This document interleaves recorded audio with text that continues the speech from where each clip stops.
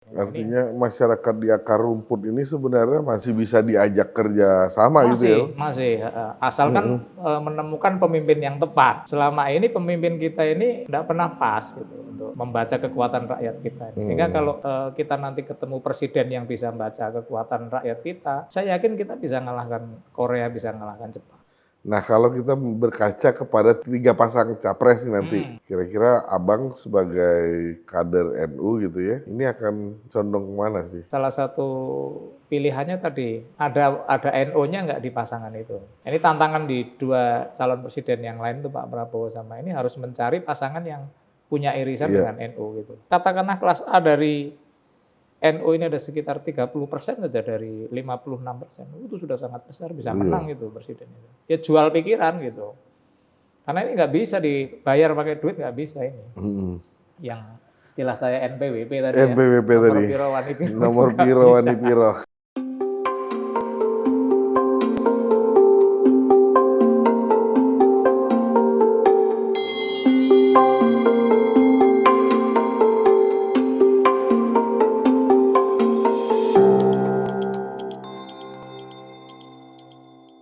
Assalamualaikum warahmatullahi wabarakatuh. Apa kabar Sobat Forum? Ketemu lagi bersama kami dalam program Ngobdar, Ngobrol Politik bersama Darwin.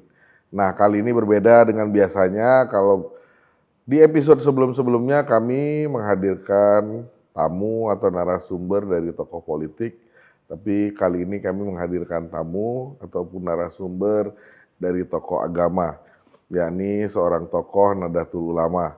Nah, seperti kita ketahui bersama, Nahdlatul Ulama ini merupakan sebuah organisasi Islam besar di Indonesia, bahkan Presiden Jokowi juga belum lama ini menegaskan bahwasannya NU merupakan sebuah organisasi yang tidak bisa dipandang sebelah mata, apalagi dalam kancah politik nasional.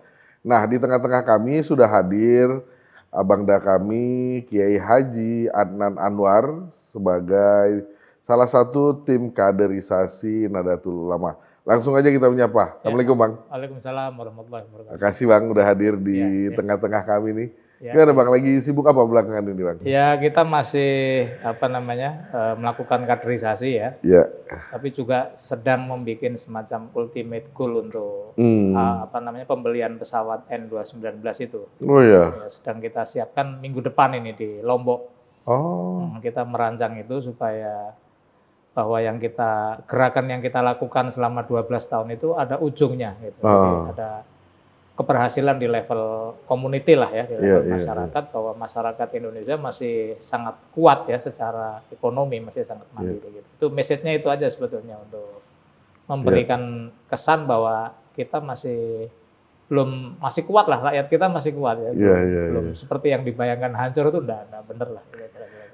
Saya melihat sepak terjang Bang Adnan ini di akar rumput khususnya Iya, ya, iya, iya. di NU itu cukup kuat gitu Mhm, ya. mhm. Ini gimana sih Bang membangun kader di tataran akar rumput ini, kan sebenarnya bukan sesuatu yang mudah ya. Iya, Itu iya, boleh iya. dijelasin nggak Bang Iya, kira-kira?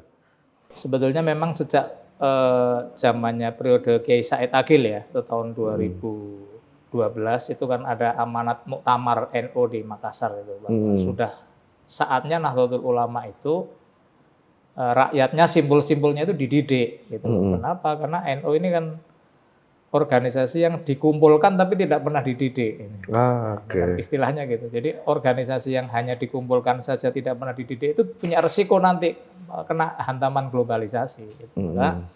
kemudian kita itu dikumpulkan sekaligus kita didik atau kita proses ideologisasi lah gitu ya. Mhm. Tujuannya dua, satu untuk memperkuat NU, yang kedua untuk memperkuat NKRI lah. Iya. Ya, ya. Heeh. Jadi tujuannya jelas, itu tujuan strategiknya untuk memperkuat NKRI ya. Waktu itu 2012 kan masih isu macam-macam, ada Iya. khilafah, itulah yang bisa menangkis ya kekuatan komunitas itu, kekuatan Mhm. komunitas NU-nya. Nah itu kan di tahun 2012, terus Iya. kemarin ini udah 2023, apa aja yang sudah dilakukan Bang? Nah itu sudah, Untuk memperkuat akar rumput sudah tadi itu ya? mulai success story ini sebetulnya di Mhm. level, di level atasnya sudah success story. Tapi di level bawahnya itu, pembelajarannya adalah bahwa kekuatan masyarakat kita itu sangat kokoh. Jadi kalau saya itu memberikan ilustrasi itu mudah. Jadi Indonesia itu ada developer, ada destroyer. Ya. Oke. Jadi kekuatan developer kita berdasarkan perjalanan saya sampai 5.000 kecamatan ya dari 8.000 itu, dan itu kualitatif loh, kita bisa seminggu 10 hari di satu tempat itu. Kekuatan developernya masih 80% negara kita. Destroyer itu yang rusak itu paling 20 lah, itu merusak itu ada narkoba, ada macam-macam ya, Kriminal ya.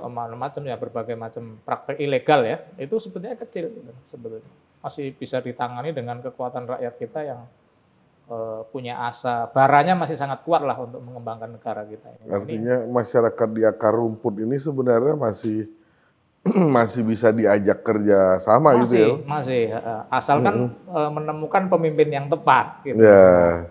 Selama ini pemimpin kita ini tidak pernah pas gitu untuk membaca kekuatan rakyat kita. Sehingga kalau kita nanti ketemu presiden yang bisa membaca kekuatan rakyat kita, saya yakin kita bisa mengalahkan Korea, bisa mengalahkan Jepang. Karena kita harus berkompetisi dengan mereka kan gitu ya, karena kita kekayaan sumber daya alamnya luar biasa. Gitu. Ini masih bisa, jadi dengan kekuatan 80% yang di developer tadi, membangun negara itu masih cukup itu untuk membangun NKRI nanti pada tahun 2045 ya. Untuk kebangkitan kedua NKRI itu. Bonus demografi itu ya. Bonus demografi, kita sudah mengengineer masyarakat kita, sudah paham negara kita itu seperti apa ya kan, kemajmukannya, keunggulannya, kekuatannya itu. Ini belum pernah disentuh terus terang oleh negara ya. Negara masih belum punya orientasi mendidik rakyatnya, kira-kira gitu. Tadi sempat singgung soal pesawat tuh, gimana ceritanya Bang? Jadi pesawat ini sebetulnya outcome dari gerakan kita. Jadi dulu Pak Jokowi memerintahkan PT DI untuk membuat pesawat ini N219. Ini sebenarnya pesawat produksi terakhir dari Laskar Indonesia yang sudah tercerai-berai. Kita PT DI dibubarkan itu kan seluruh SDM kita kan ke luar negeri itu. Iya. Misalnya Embraer yang sekarang bisa membuat pesawat dari Brasil itu seluruh SDM-nya orang Indonesia. Boeing itu isinya orang Indonesia, Airbus isinya orang Indonesia, seluruh industri penerbangan dunia itu rata-rata dari pelarian PT DI, coba bayangkan nih. Jadi negara itu tidak punya orientasi ini gimana orang-orang diaspora ini. Nah inilah kemudian dalam kaderisasi kita namanya PKPN itu kebetulan engineering-nya ikut, pengusahanya ikut, community-nya ikut. Nah inilah kemudian mereka sepakat, RTL-nya itu rencana tindak lanjutnya itu membeli pesawat ini. Lalu kita membeli sekitar 11 pesawat ya, 11 unit pesawat. Kita beli N219 itu, lalu kita namain dengan NO219 itu, karena ini yang membeli kan warga NO, kira-kira gitulah. Mau dijadi apa itu pesawat Bang? Untuk logistik, jadi pengiriman logistik sama bawa penumpang, karena kan ada 19 penumpang itu, plus 2 mesin ya. Ini kapasitasnya besar untuk membawa barang-barang COD yang di Indonesia yang terlalu lamban ya. Dari satu provinsi ke provinsi butuh berhari-hari. Nah dengan pesawat ini hitungan jam lah nanti. Misalnya Jogja Palembang itu paling ya 30 menit ya. Kemudian dari Kangean ke Singapura paling 2 jam gitu. Sehingga barang ini bisa, pergerakan barang dan jasa di Indonesia itu dengan sangat cepat ya. Kebetulan komunitas Nahdlatul Ulama sudah sangat siap untuk delivery sistemnya, mereka sudah sangat siap. Itu beli 11 unit pesawat kan bukan dana yang kecil ya Bang? Iya, dari mana tuh? Ini patungan, ada yang pengusaha, memang pengusaha logistiknya gitu ya. Tapi juga ada community yang satu-satu, misalnya ada orang yang punya pertanian tebu yang butuh untuk disiram ya. Tapi ada pengusaha community yang tadi butuh lobsternya nyampe ke Singapura gitu. Nah ini mereka beli nih.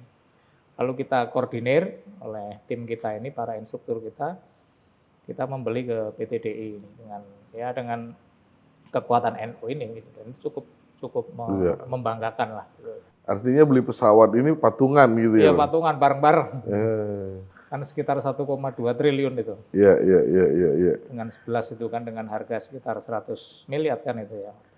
Nah soal pesawat itu apa lagi Bang program yang lagi ini di kaderisasi NU ini? Nah ini kita sedang juga membuat semacam gerakan demplot ya di bawah. Misalnya kader-kader kita di Sumatera Selatan itu sudah bikin minyak goreng mini, pabrik minyak goreng itu untuk kebutuhan lokal saja, sehingga mereka ini tidak tergantung lah dengan suplai and demand nasional ya. Kadang-kadang kan ada ironi, ada mereka ini punya pabrik kelapa sawit, tapi nggak dapat minyak goreng. Kejadiannya kan gitu kan. Nah ini sekarang sudah dengan semangat yang kita bangun, mereka sekarang sudah mampu untuk membuat sendiri. Jadi ada Punya semacam pabrik kemandirian. sendiri. Ya pabrik mini aja dibikin mesin sendiri, dimodalin sendiri. Nah produksi minyaknya ini dari CPO-nya nanti untuk warga sekitar gitu loh. Ya, itu kan bagus itu untuk kemandirian untuk kemandirian nasional lah kira-kira. Itu di Sumatera Selatan. Di Sumatera Selatan, tapi nanti juga mulai mengarah ke Kalimantan Barat, udah mulai dicontohkan di NU itu salah satu yang kita tekankan itu success story dulu di satu tempat ya, nanti direplikasi. Ya, nanti daerah lain. Nanti yang lain suruh meniru gitu. Ini sama metodenya, kenapa kita dalam 12 tahun tuh melahirkan banyak gagasan besar ya. Karena salah satunya replikasi ini, metode replikasi. Udah kamu belajar ke sana, belajar. Ini sudah berhasil. Dari sisi gerakan sudah cukup berhasil gitu. Ya, ini kan Bang beli pesawat sampai 11 unit ke PTDI, terus bangun pabrik ini. Modalnya kan nggak kecil. Dari mana aja tuh Bang modalnya? Ya dari ada namanya crowdfunding ya. Jadi salah satu yang kita sebagai peneliti dulu, sebagai analis, saya lama di LP3S. Mengkaji data, meneliti ya. Itu tidak pernah kita temukan bahwa Indonesia itu memiliki potensi kekuatan crowdfunding yang sangat besar gitu. Crowdfunding itu dimulai dari sesuatu yang sederhana tadi, dari iuran 2000-an itu keropak gitu yang sering dipakai itu. Ternyata ini setelah diakumulasi itu bisa menjadi kekuatan yang sangat besar gitu. Itu satu sisi ya, tapi kalau yang ini ya kita bisa bariskan pengusaha kita lah yang punya connectivity langsung dengan kebutuhan pesawat ya ini. Kalau yang pesawat ya, yang lainnya ada yang beli base misalnya ya, ada cabang di Magelang itu sudah punya namanya Nubas. Ya. Nubas itu untuk ziarah itu juga. Bus itu ya, berarti? Iya, 20 dekar gede-gede gitu. Ada berapa biji gitu untuk kebutuhan warga NU yang ziarah itu sudah nggak pakai bis orang lain lagi gitu loh. Jadi tinggal ngantri saja mereka. Bahas nanti. Nah itu sudah mulai jalan, bikin rumah sakit, bikin macam-macam lah. Dengan berbagai cara ya, dengan berbagai metode gitu ya. Nah berarti kan modal tadi itu buat beli bus, pesawat, bangun pabrik itu dikumpulkan dari crowdfunding itu. Crowdfunding tadi ya. Crowdfunding, mereka punya lembaga pendanaan, ada semacam koperasi atau baitul mal ya, itu dikumpulkan. Nah inilah yang ini digunakan untuk nyicil atau DP atau apalah. Nah, kebanyakan itu digunakan untuk warga NU saja atau untuk luar NU juga, Bang? Tapi untuk di luar NU juga biasa gitu. Misalnya di Bantul itu kita sudah punya 40 ambulan ya. Itu untuk melayani seluruh warga Bantul. Baik itu yang Kristen maupun minoritas, semuanya dilayani semua lah pokoknya. Dan itu gratis, Mas. Karena dibiayai dari kekuatan crowdfunding itu tadi. Jadi nggak ada ininya. Semuanya semua diangkut lah pokoknya. Ada orang yang susah pokoknya diangkut. Itu terjadi di Bantul ya. Makanya kemudian salah satu tim kita, tim kader kita di Bantul itu jadi bupati. Oh ya? Karena dianggap sukses melayani warga gitu ya, masyarakat lah gitu. Udah jadi bupati, jadi anggota DPD itu banyak Mas dari kader-kader kita yang di politik ya terutama di bupati itu banyak banget. Nah kira-kira kalau sampai sekarang itu udah berapa terkumpul Bang? Totalnya? Total itu dana gede ya, pasti ya? Dari penyelenggaraan saja kan ini bentuknya kan apa ya, in natura gitu ya kalau penyelenggaraan ya, kalau 11.000 angkatan itu. Kalau katakanlah kali setiap angkatan 50 juta saja ngumpulin ya, dalam bentuk beras, telur, macam-macam, ya mungkin ya sudah triliunan kita kali ya. Sudah sangat besar gitu, sudah lebih besar daripada programnya Departemen Pertahanan yang itu. Yang apa namanya, wajib militer atau apa yang dulu dilakukan di pemerintah itu udah jauh lah dengan kita ya. Ya artinya kekuatan kita di situ, kekuatan rakyat kita di situ. Oke. Nah, Presiden Jokowi itu pernah mengatakan bahwa kekuatan NU itu sangat besar, Bang. Apa ya? Abang melihatnya seperti apa pernyataan Presiden itu? Terus kira-kira yang dimaksud Pak Jokowi ini yang Abang jelasin tadi atau ada hal lain di luar itu Ya, terkait NU? kalau di yang kita tadi kan kader ini, Nah, warga NU yang sudah dikader lah, gitu. Sudah punya pemahaman ideologi yang sudah cukup baik ya tentang negara, tentang agama gitu. Tapi kan ada warga NU yang lainnya. Kalau menurut survei terakhir kan Denny JA ya sekitar 56%, 56, sekian persen gitu. Ya itu mungkin warga NU yang besar ini, tapi kan ada kekuatan intinya ini yang menggerakkan ini yang kita kader. Nah ini kalau istilah Pak Jokowi, kalau ini kekuatan ini dimobilisasi, ya misalnya dikelola dengan baik, suatu saat mereka ini menggunakan kekuatan crowdfunding, ya, misalnya untuk membantu APBN atau bayar utang luar negeri aja mungkin bisa itu sih. Anak-anak kita itu kader-kader kita mungkin bisa gitu. Karena kan tidak sulit, sudah metodenya sudah ada gitu. Ya contoh tadi ya dengan uang 2000 gitu kebangun pabrik. Crowdfunding bisa bangun pabrik, bisa beli bis, bisa bangun rumah sakit ya. Termasuk bisa mengkonektiviti gitu. Jadi kekuatan untuk membeli pesawat dan sebagainya gitu. Nah kalau kita masuk ke kancah politik nih Bang, ini kan lagi rame menjelang tahun politik ya. Bagaimana Bang melihatnya dari kacamata NU? Kalau menurut kacamata saya ini ya berdasarkan, ini sebenarnya NU sudah cukup matang. Jadi NU itu ada pemilih yang kelas A itu. Oh ya. Jadi pemilih kelas A di NU ini tidak bisa dipengaruhi, tidak bisa, karena dia sudah punya pertimbangan betul. Jadi dia ini diem, ya, sepertinya silent majority, tapi dia tahu betul dia harus menggunakan atau memilih siapa yang sesuai dengan pikiran dan cita-cita dia itu. Nah, itu ada kelas A itu. Dan setelah kita kaderisasi 12 tahun, ini yang kelas A ini naik sekarang. Oh ya? Oh besar. Nah tinggal pinter-pinternya calon presiden ini untuk melandingkan pikiran ya, supaya bisa ditangkap yang kelas A ini. Kalau katakanlah kelas A dari NU ini ada sekitar 30% saja dari 56%, itu sudah sangat besar, bisa menang itu presiden itu. Ya jual pikiran gitu. Karena ini nggak bisa dibayar pakai duit, nggak bisa ini. Yang istilah saya NPWP tadi NPWP ya, tadi. Nomor piro wani piro. Nah baru yang bisa dibayar itu yang kelas B, kelas C itu kan floating lah. Itu rata-rata rakyat kita lah gitu. Tapi ada tadi pemilih yang kelas A itu ada. Gitu. Nah itu butuh butuh pendekatan para calon presiden ini. Kalau dia nggak bisa, nggak make sense pikirannya, ya nggak akan dipilih gitu kira-kira.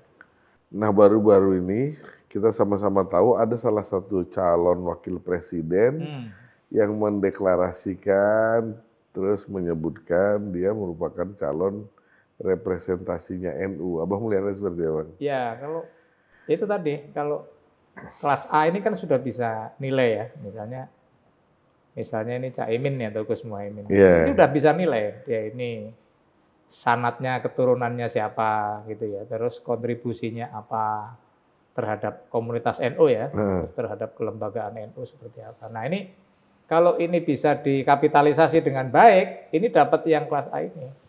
Karena begitu kelas A ini dapat, nggak usah keluar uang itu, capres itu, dia akan bergerak untuk gerakkan kekuatan sendiri.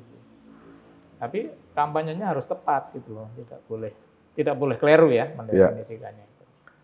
Nah, saya kira ini yang kelas A ini sudah bisa melihat Gus Muhaimin seperti apa Caimin.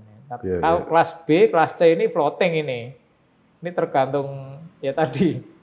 Kalau jor-joran pertarungannya jor-joran dia bisa geser. Tapi kalau yang kelas A itu saya lihat dominan, lebih kuat. Apa kelas A ini boleh contoh nggak Bang? Kasih contoh kelas A ini yang seperti apa yang dinamakan kelas A ini? Kelas A ini tadi ya dia sudah terdidik, ya kan, sudah mendapat ideologisasi dari kita. Terus dia independen secara ekonomi, misalnya di Kudus, ya di Jawa, di mana-mana. Ini kan sudah mereka kan orang mampu, orang kaya lah, sebetulnya sudah punya karyawan banyak dan sebagainya. Ini kan dia nggak butuh dukungan dana pilpresnya kan nggak terlalu butuh gitu. Yang dia butuhkan adalah sejauh mana calon presiden ini cukup meyakinkan bahwa ini sesuai dengan ideologi cita-citanya lah gitu. Nah kalau mungkin nanti Gus Muhaimin bisa ini ya selesai ini. Nah tapi untuk ini kan nggak gampang ini. Iya. Karena butuh apa namanya ya iger yang lebih kuat lagi untuk mendorong ke sana. Gitu. Nah, kalau kita berkaca kepada tiga pasang capres nih nanti, Mm. yang udah ketahuan tiga capres nih. Iya, iya, iya. Kira-kira Abang sebagai kader NU gitu ya, Mm. ini akan condong kemana sih, Nah, Bang? ini salah satu pilihannya tadi ada NO-nya nggak di pasangan itu.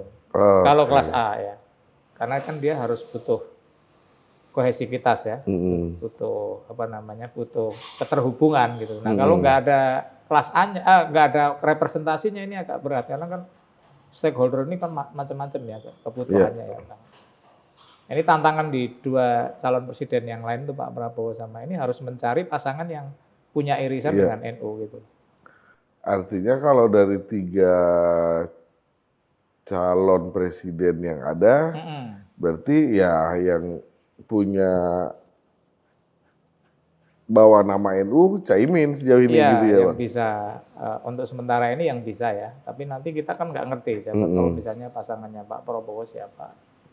Misalnya apakah siapa misalnya atau Mbak Ya. Khofifah atau siapa misalnya Ganjar itu Pak Mahfud gitu ya. Mm-mm. Itu nanti akan berpengaruh itu di NU itu. Tapi Hmm. kalau nggak ada sama sekali itu berat gitu. Berat. Jadi minimal nanti orang NU yang kelas A ini bisa kalau bahasa politiknya namanya maukuf. Maukuf itu diam aja dia nggak Hmm. misalnya nggak setuju ya dia nggak milih dua-duanya itu Iya. berpengaruh besar kalau di Jawa Timur itu kalau Nah, misalnya.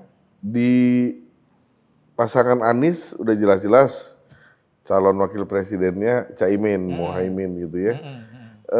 Abang melihat pasangan ini seperti apa di luar dua capres yang lain?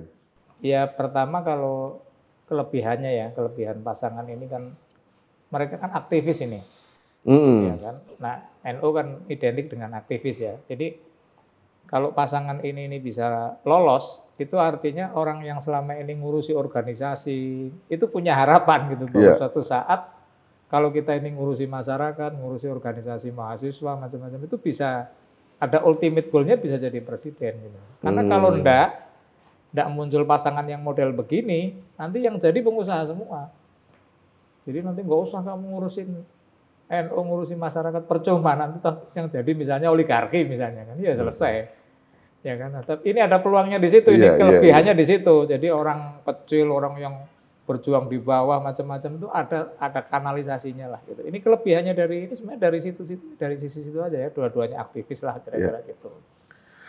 Nah, kalau dari kacamata pribadi, Bang, ini Hmm. tanpa menggunakan atribut NU Hmm.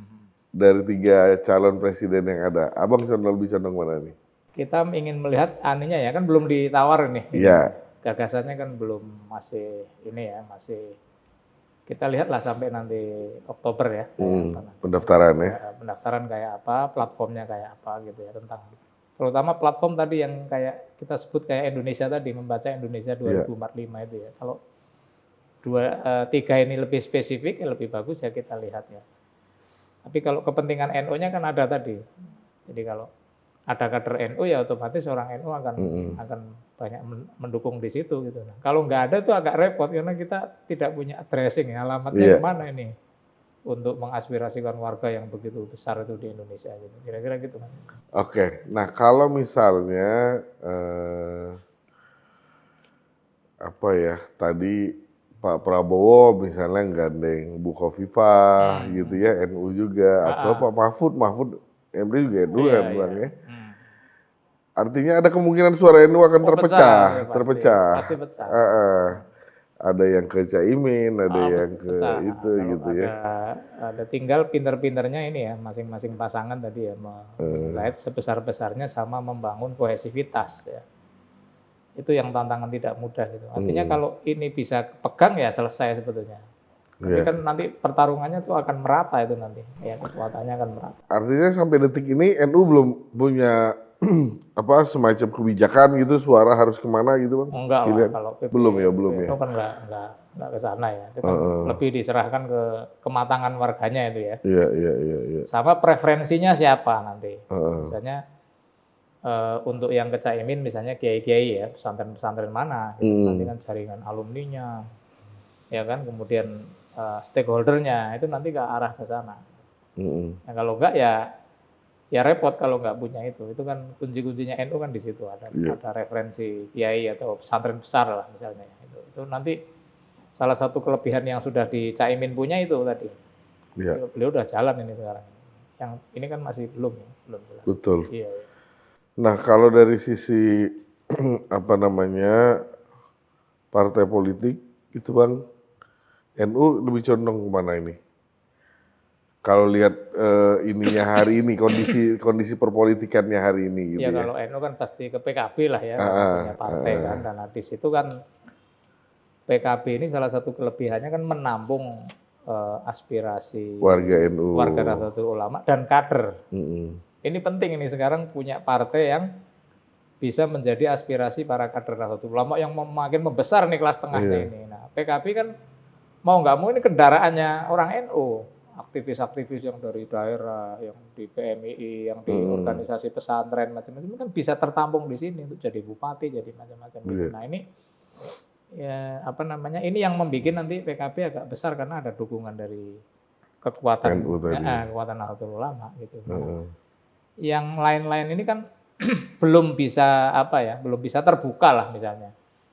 Jadi NU-nya masih dipakai aja untuk kekuatan mobilisasi saja. Tapi deal-nya untuk kader NU ini belum jelas ya. Jadi kalau itu terjadi pasti akan banyak lari ke PKB. PKB bisa besar itu, dugaan saya. Bisa di atas, bisa 2 digit ya, bisa mendekati 15% ya. Kalau hitung-hitungannya begitu ya. Apalagi kalau dua-duanya nggak ada sama sekali itu besar itu. Bisa jadi yang kedua atau ketiga nanti di Indonesia. Oke, nah ini bicara soal akar rumput Bang. Soal akar rumput tadi melalui kaderisasi yang dilakukan oleh NU gitu ya, kita lihat success story ada banyak sekali gitu.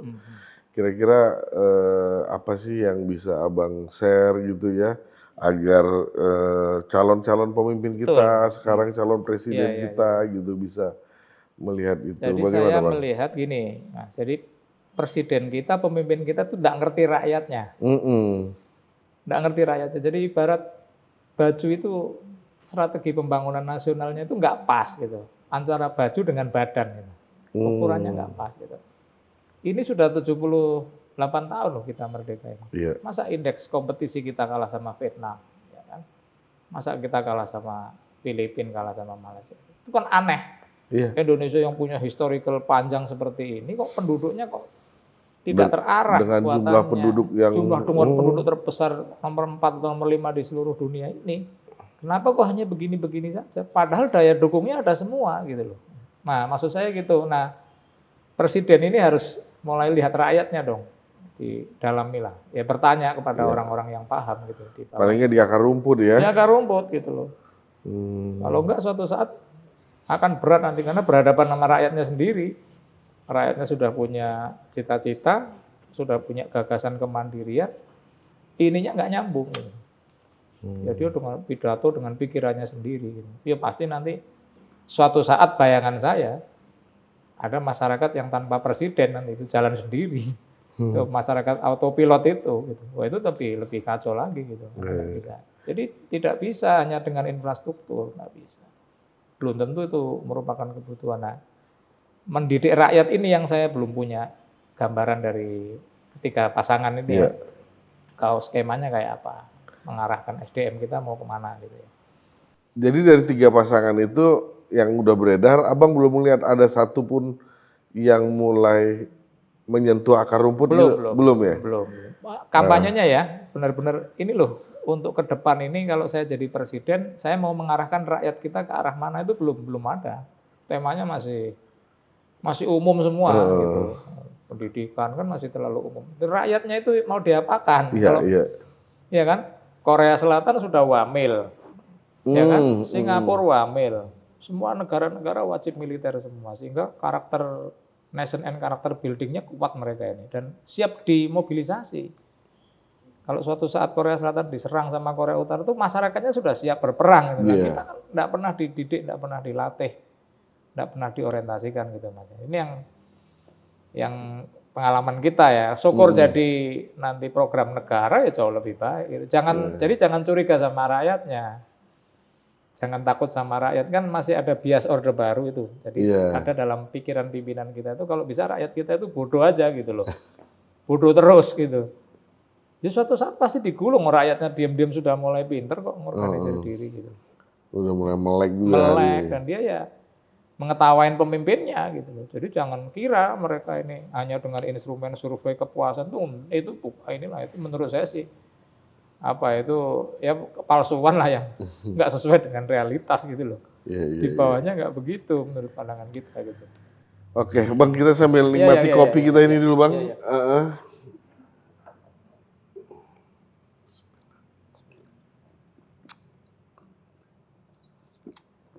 Kopi pahit, Bang. Ya luar biasa nih kopinya nih.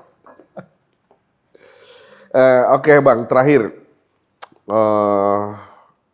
Abang sebagai tim kaderisasi NU, sebagai orang NU gitu ya, bagaimana melihat konstelasi politik kita yang terakhir ini menjelang tahun politik besok, Ya. baik itu dari sisi pilpres maupun dari sisi pemilihan legislatif yang akan berlangsung. Iya, iya. Kira-kira siapa tahu ada statement juga, Bang, sebagai closing Iya, gitu. iya. Saya ini Mas, jadi concern saya itu sebetulnya kepada rakyat ini. Akar rumput tadi ya. Akar rumput ini jangan dibiarkan. Ya, ini sangat bahaya Mas, menurut saya. Karena saya sering menceritakan ya, ini naga kita ini sedang berganti kulit ya. Kan berganti demografinya ini. Ya, Gen Z ini sudah makin besar ya, sudah hampir 60% ke atas. Sudah generasi yang tidak tahu masa lalu, masa dulunya sudah nggak ngerti, sudah terputus dengan sejarah. Kalau ini kita tidak punya treatment besar, strategi grand design besar untuk mengarahkan orientasi negara, cita-cita 2045 itu hanya ilusi itu, hanya ilusi. Apalagi tantangannya lebih berat ya hari ini dengan informasi yang ribuan, ya kan dulu kan kita dalam zaman Orde Baru kan satu informasi sehari, ya kan sehingga masyarakat kita bisa mencerna.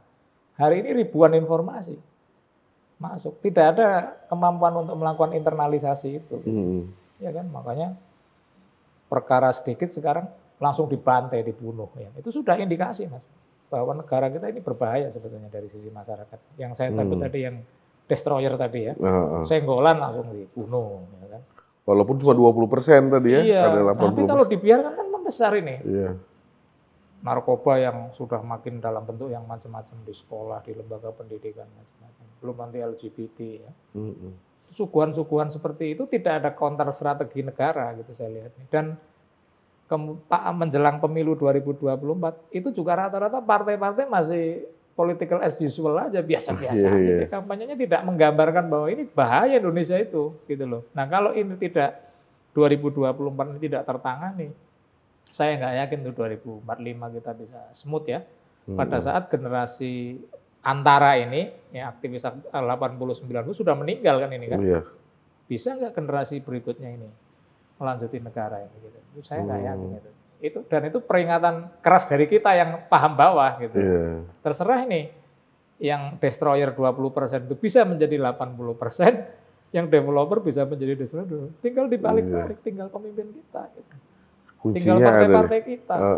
Apakah dia mau merubah ini ideologi kepartaiannya gitu? Apa model seperti ini, transaksi seperti ini? Kalau nggak lihat aja. Bisa hancur itu. NKRI cepat lah hancurnya, nggak lama lah itu. 2037 itu mungkin udah pecah ya. Bayangan saya dengan berbagai macam kasus di daerah yang nggak gampang lah. Jadi, itu Mas kira-kira. Jadi kita minta lah para pemimpin di antara deal-deal politik level elit itu, terus pencalekan yang rutin itu, tolong dipikirkan kondisi rakyat kita itu di bawah. Itu nyaris tidak ada sentuhan, tidak ada kalau bahasa agamanya itu tidak ada irsyad. Gitu. Tidak ada orang yang mengarahkan rakyat kita ini mau kemana, enggak. Semua udah sibuk dengan pikirannya masing-masing. Konsesi politik ya, deal politik, apa yang mau mereka. Udah itu aja. Saya yakin titik tertentu nanti bisa digulung sama rakyatnya itu. Bisa revolusi Mas. Tinggal nyari pemimpin aja lo Indonesia itu.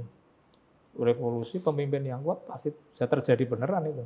Kalau tidak ada perubahan, ya, tidak ada perubahan mindset, tidak muncul Ratu Adil atau Imam Mahdi aja. Nah, Udah selesai itu. iya. Selesai kelar itu, Mas.